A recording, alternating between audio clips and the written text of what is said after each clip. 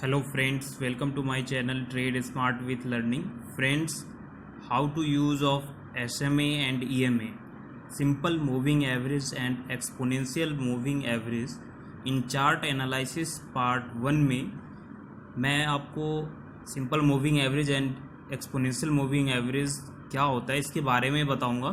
Part second में मैं आपको इसका स्टॉक एंड इंडेक्स चार्ट पे कैसे यूज़ करना है उसके बारे में बताऊंगा। तो आप इसकी दोनों सीरीज़ पार्ट 1 एंड पार्ट 2 ज़रूर देखिएगा, जिससे आप इसका सही यूज़ करना सीख पाएंगे और मार्केट से किसी भी टाइम फ्रेम में इसका यूज़ कर रिटर्न ले सकते हैं। वीडियो स्टार्ट करने से पहले बताना चाहूँगा, अगर आपने अभी तक हमारे इस चैनल को सब्सक्राइब नहीं किया है तो प्लीज़ सब्सक्राइब करें। वीडियो अच्छा लगे तो लाइक एंड दोस्तों को शेयर करना ना भूलें। Simple moving average and exponential moving average के बारे में बताने से पहले मैं आपको इस वीडियो क्लिप को रिप्रेजेंट करना चाहूँगा, तो आप इस वीडियो को वॉच कीजिए।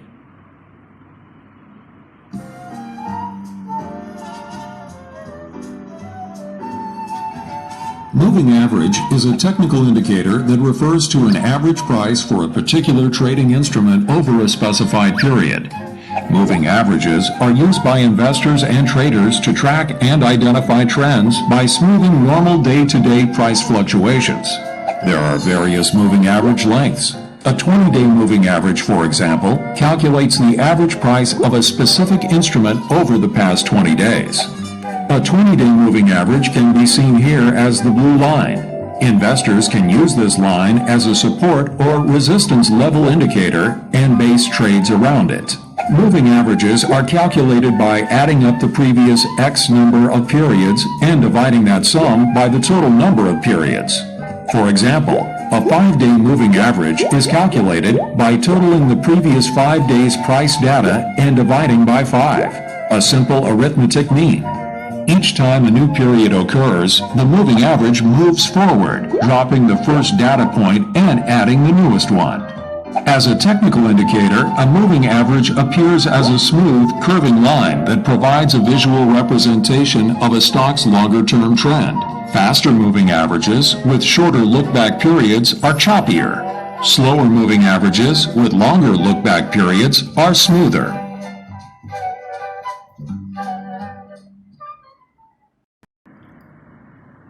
जैसा कि आपने वीडियो क्लिप के माध्यम से देखा, मूविंग एवरेज होता क्या है। मूविंग एवरेज का यूज़ लगभग सभी ट्रेडर या टेक्निकल एनालिस्ट ज़रूर करते हैं और उसके अकॉर्डिंग वो अपनी एनालिसिस, किसी भी डाटा को की एनालिसिस करने में आपकी हेल्प करते हैं। एंड अगर आप ट्रेडर हैं तो आप इसका यूज़ करके मार्केट के ट्रेंड को समझ सकते हैं। मार्केट का ट्रेंड अप ट्रेंड में है या डाउन ट्रेंड में है, इसके बारे में आप समझते हैं। तो ये बेसिकली दो टाइप का जो मूविंग एवरेज है वो यूज़ किया जाता है ट्रेडिंग के लिए, simple moving average and exponential moving average. तो सिंपल मूविंग एवरेज कैलकुलेट है प्राइस, किसी भी स्पेसिफिक प्राइस रेंज के का एवरेज प्राइस को कैलकुलेट करना ही सिंपल मूविंग एवरेज है। तो इसे कैलकुलेट कैसे करते हैं, और जैसे आपने 9 डे का कोई डाटा आपने लिया और उसको ऐड किया, ऐड करते हैं और 9 डे से डिवाइड करते हैं, तो ये उसका एवरेज होगा और एवरेज से ये मूविंग एवरेज होगा। तो सेम इसी तरह हम जो भी डाटा 21 डेज 50 डेज 100 डेज जिसका हम ऐड करेंगे प्राइस को और उसे उस नंबर ऑफ पीरियड से डिवाइड करेंगे, जिससे हम मूविंग एवरेज निकालते हैं। तो ये सिंपल मूविंग एवरेज भी सेम है, इसे भी हम सेम प्राइस को ऐड करके और नंबर ऑफ पीरियड्स को डिवाइड करके इसे हम एवरेज उसका निकालते हैं। और उसके बाद जो लाइन जो हमारा एवरेज प्राइस आता है वो लाइंस कंटिन्यू ड्रॉ होती है, और जैसे जैसे एडिशनल डेज बढ़ते हैं, अगर हमने 9 डे का निकाला, अगेन हम 10 डे पे जाते हैं तो एक दिन का एडिशनल हम ऐड करेंगे, तो वो लाइंस भी उसके अकॉर्डिंग अप एंड डाउन होते रहेंगे। तो ये एक टेक्निकल इंडिकेटर भी है, जिससे कि जो मूविंग एवरेज के लाइंस के ऊपर अगर कोई प्राइस मूव करता है तो जो ट्रेडर होते हैं उनकी सोच ये होती है कि ये जो ट्रेंड है इसका ये अप है, और जैसे ही उस लाइन के नीचे ड्रॉ होता है तो उनका जो थिंकिंग होता है कि ट्रेंड डाउन है। इसका एक एग्जांपल भी मैं बताना चाहूँगा। आप यहाँ पे देख सकते हैं, जैसे ही ये मूविंग एवरेज लाइंस के नीचे प्राइस आता है, प्राइस कैंडल बनती है, कंटिन्यू डाउन ट्रेंड में आता है, तो जो ट्रेडर होते हैं उनकी जो सोच होती है और जब वो मार्केट में ट्रेड करते हैं तो ये लाइन कितना इम्पोर्टेंट है ये आप देख सकते हैं। जैसे ही लाइन के नीचे प्राइस आता है, continue down sell sell sell side में वो अपना ट्रेड प्लेस करते हैं। तो लगभग आप देख सकते हैं जब भी इस लाइन के नीचे आता है वहाँ पे ये सेलिंग आती है। अगेन यहाँ पे आप देख सकते हैं जैसे ही इस लाइन के ऊपर ट्रेड होता है तो वहाँ पे जो बायर हैं वो आते हैं और जो बाइंग वहाँ से स्टार्ट करते हैं और प्राइस को अप साइड मूवमेंट स्टार्ट हो जाता है। जी हाँ, अपसाइड देखिए आप यहाँ पे देख पाएंगे कि जैसे ही इस मूविंग एवरेज लाइन के ऊपर कैंडल्स बढ़ना स्टार्ट होता है, कंटिन्यू कैंडल्स जो हैं अप ट्रेंड में स्टार्ट हो जाता है, तो यहाँ पे बायर्स जो हैं वो आ जाते हैं। उनका जो ट्रेड होता है वो बाइंग साइड में प्लेस होना स्टार्ट हो जाता है, और जब भी इस लाइन के नीचे ड्रॉ होता है वहाँ पे सेलिंग स्टार्ट हो जाती है। आप इसका लाइव यहाँ पे देख सकते हैं कि जैसे लाइव में भी आप देख पाएंगे और यहाँ भी देख सकते हैं। ये 30 मिनट के कैंडल्स हैं। जैसे ही 30 मिनट का एक कैंडल ड्रॉ होता है और वो इस लाइन को ब्रेक करके डाउन साइड में आता है, वहाँ पे और भी सेलिंग स्टार्ट हो जाती है, डाउन आता है। और जैसे ही इस लाइन के ऊपर ट्रेड स्टार्ट होता है वहाँ पे अप साइड का मूवमेंट स्टार्ट हो जाता है। यहाँ पे देख सकते हैं इस लाइंस के ऊपर जैसे ही ट्रेड स्टार्ट होता है, कंटिन्यू कैंडल्स जो हैं वो अप साइड ही इस लाइन के ऊपर बनते हैं, और जब भी इसके नीचे स्टार्ट होता है कैंडल्स डाउन स्टार्ट हो जाते हैं बनना। बेसिकली जो हमारा एक्सपोनेंशियल मूविंग एवरेज है वो हायर वेटेड है। रिसेंट डेटा पॉइंट को ये कैलकुलेट करता है सिंपल मूविंग एवरेज के कंपेयर में, एंड ये प्राइस एक्शन में जो चेंजेज होते हैं उसको ये फ्रीक्वेंटली मेजर करता है, एंड उसके साथ ही ये डेटा को ऐड करता है। तो ये सिंपल मूविंग एवरेज अगर आप यूज़ करते हैं तो उसके कंपेरिजन में ये जो है वो बहुत ही रिसेंट डाटा पॉइंट को ऐड करके और उसके अकॉर्डिंग ट्रेंड को बहुत ही फास्ट ये आपको एनालाइज करके बताता है कि ट्रेंड में क्या चेंजेस हो रहे हैं। तो आप यहाँ पे देख सकते हैं price changes then simple moving average more reactive to the latest price changes then SMA।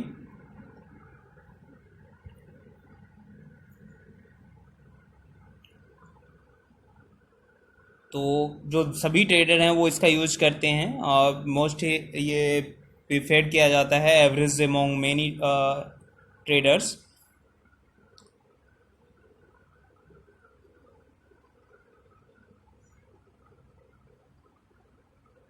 तो जो रिसेंट में जो डाटा पॉइंट में जो चेंजेज होते हैं उसको ये फ्रीक्वेंटली बताता है। आप सिंपल मूविंग एवरेज यहाँ दे सकते हैं। सिंपल मूविंग एवरेज कैसे ये कैलकुलेट किया जाता है, आप एक एरिथमेटिक मीन जो एवरेज होता है वो कैलकुलेट कैसे किया जाता है। आप जितने भी टाइम फ्रेम का आप प्राइस को ऐड करेंगे उससे आप डिवाइड भी करेंगे। जैसे आपने 9 डेज का या 7 टाइम पीरियड का आपने कैलकुलेट करना चाहा सिंपल मूविंग एवरेज, तो उसके लिए आपको 7 डे के क्लोजिंग प्राइस को आपको ऐड करना है और उसके साथ ही उसे डिवाइड करना है उस नंबर ऑफ पीरियड्स के से। तो इससे आप सिंपल मूविंग एवरेज कैलकुलेट होकर आपका आएगा।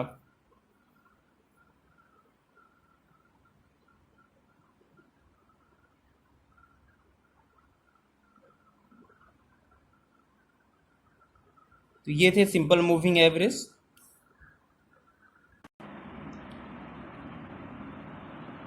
एक्सपोनेंशियल मूविंग एवरेज आप देख सकते हैं यहाँ पे जो डेटा पॉइंट्स का जो ये इसका जो कैलकुलेशन है वो मोर सिग्निफिकेंटली होता है, एंड जो भी प्राइस में जो चेंजेस होते हैं और उसके एसएमए के कंपेयर में ये बहुत ही फास्ट जो है वो चेंजेस को ये रिप्रेजेंट करता है। ऑब्जर्वेशन को आपको ये फास्ट मूव करके आप फास्ट ही बताएगा ये। आप यहाँ पे इसका फार्मूला भी देख सकते हैं, कैसे फार्मूला से ये कैलकुलेट किया जाता है। EMI today, value of today और smoothing 1 plus day plus EMI yesterday 1 minus smoothing 1 plus days.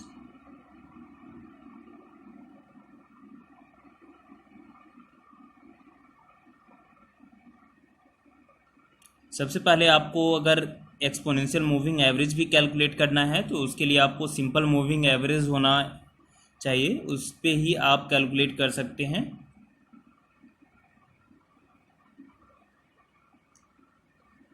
अब इसमें वेटिंग जो स्मूथिंग जो है उसे भी कैलकुलेट करना पड़ता है। आप जिस भी टाइम फ्रेम में इसका यूज़ करेंगे उसके अकॉर्डिंग।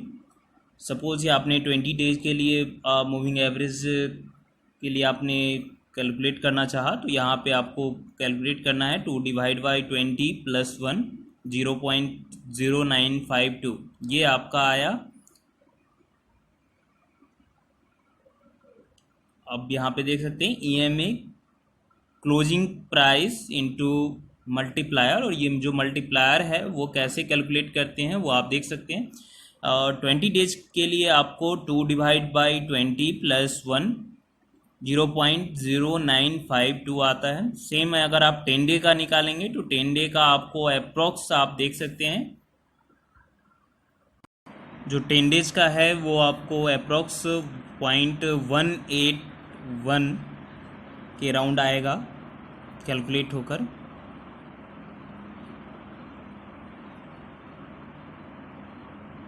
जी हाँ, 18.18% आप कर सकते हैं।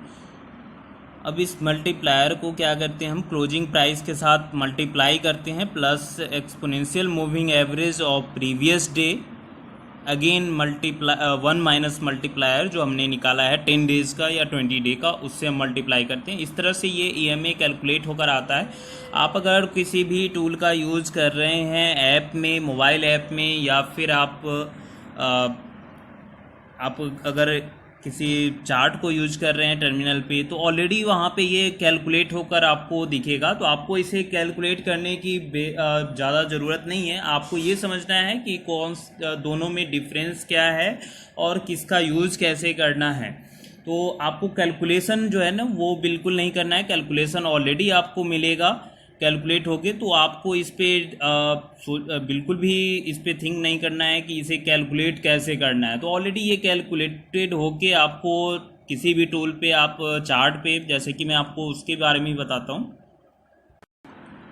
यहाँ पे मैंने निफ्टी का चार्ट ओपन किया है, तो यहाँ पे मैं आपको बताऊँ कि मेरे सॉफ्टवेयर में ये ऑलरेडी कैसे कैलकुलेशन इसका हो रहा है, और ये ऑलरेडी कैलकुलेट होकर रहता है हमारे इस सॉफ्टवेयर, या आप जो भी सॉफ्टवेयर यूज़ कर रहे हैं। सपोज़ आप investing.com चार्ट यूज़ कर रहे हैं तो वहाँ पे भी आपको ये ऑलरेडी कैलकुलेटेड होके मिलेगा। तो जो एक्सपोनेंशियल मूविंग एवरेज है वो मैं कैसे कैलकुलेट कर रहा हूँ वो आप ध्यान से देखिएगा, कैलकुलेशन कैसे है यहाँ पे। तो जैसे ये मैंने मूविंग एवरेज कैलकुलेशन के लिए डाला, और यहाँ पे आपको एवरेज टाइप में आपको सिंपल और exponential, triangular, variable, weighted different type दिखेंगे। तो आपको सिंपल का भी यूज़ करना है और एक्सपोनेंशियल, दो टाइप आप यूज़ कर सकते हैं। तो एक्सपोनेंशियल मूविंग एवरेज मैंने यहाँ पे सेलेक्ट किया है। अब मैं ये टाइम पीरियड जो है हमारा एवरेज प्राइस, वो मैं अगर यहाँ पे कैलकुलेट करूँ 100 डेज़ का, आपको टाइम पीरियड सेलेक्ट करना है जी हाँ, 99 डेज सपोज यहाँ पे है, तो यहाँ ओके किया मैंने। अब मैं ये चार्ट पे आया,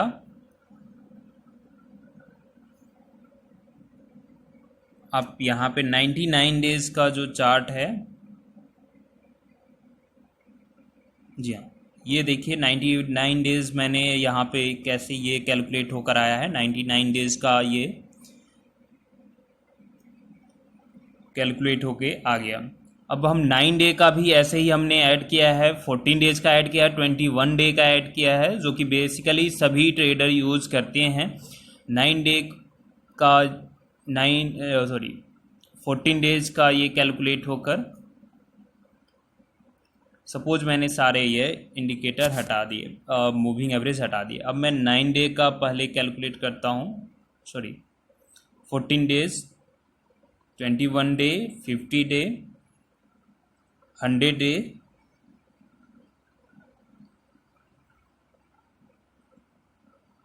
तो इस तरह से ये रिप्रेजेंट हो जाएगा। आप जितने भी जिस भी टाइम फ्रेम का आप कैलकुलेट करके आप यहाँ पे चार्ट पे लगाना चाहें वो आप यूज कर सकते हैं। तो जो बेसिकली यूज जो ट्रेडर करते हैं वो 9, 14 एंड 21 डे का यूज करते हैं। फिर उसके आगे 50 डे एंड 100 डे का भी यूज करते हैं।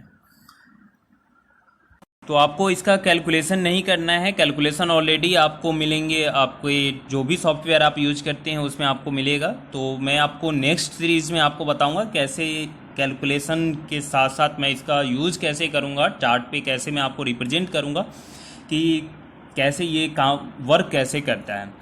तो तब तक के लिए आप इस वीडियो के थ्रू आप सीखें और हमारे नेक्स्ट पार्ट के लिए वेट करें। एंड नेक्स्ट पार्ट में मैं आपको इसका यूज़ करना भी सिखाऊंगा लाइव मार्केट में, किसी भी टाइम फ्रेम में, 30 मिनट्स में, या फिर आप 5 मिनट, 10 मिनट, 20 मिनट, जिस भी टाइम फ्रेम में आप इसका यूज़ करेंगे ये बिल्कुल काम करेगा। और वहाँ पे आपको ये प्राइस एक्शन में क्या चेंजेस हो रहे हैं, प्राइस में क्या चेंज हो रहा है, और उसके साथ आपको ट्रेड क्या लेना है, उसमें ये आपकी काफ़ी हेल्प करेगा। और आप इसका यूज करके रिटर्न भी ले सकते हैं, स्टॉप लॉस सेलेक्ट कर सकते हैं, टारगेट सेलेक्ट कर सकते हैं कि अप्रोक्स टारगेट क्या होना चाहिए, स्टॉप लॉस क्या होना चाहिए। तो ये सारी चीज़ें आपको बताएगा। आप स्टॉप लॉस एंड टारगेट के साथ इसको यूज करके आप अच्छा रिटर्न ले सकते हैं। तो आप वेट करें एंड मेरे सेकेंड पार्ट के लिए इसके जो exponential moving average and simple moving average part 2 होगा, उसमें के लिए आप उसे भी वॉच कीजिएगा। एंड तब तक के लिए आपको बताना चाहूँगा कि आप मार्केट में जो भी टूल यूज़ कर रहे हैं उसका सही यूज़ करें, उसी आप सही यूज़ करके ही रिटर्न ले पाएंगे। ठीक है दोस्तों, तब तक के लिए धन्यवाद।